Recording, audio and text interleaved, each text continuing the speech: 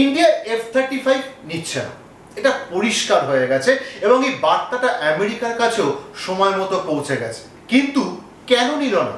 Trump সরকার ভারতকে F-35 বিক্রি করতে চাইলেও প্রযুক্তি দেওয়া তো দূরের কথা, পূর্ণ কর্তৃত্ব দিতে রাজি নয়।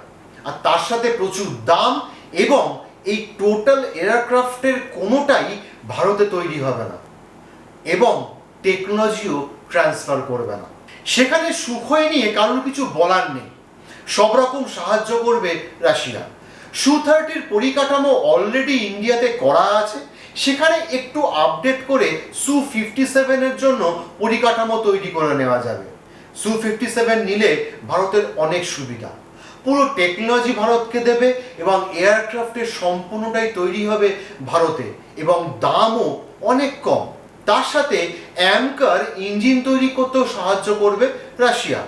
ভারতীয় বায়ুসেনাকে ব্রহ্মোস ব্যবহারের জন্য নির্ভর করতে হয় শুধুমাত্র রুশ সুখোই 30-র উপর। Su-57 এর সোর্স কোড পেলে অনায়াসই তাতে ব্যবহারযোগ্য সমস্ত ধরনের ক্ষেপণাস্ত্র ইন্টিগ্রেট করতে পারবে বায়ুসেনা।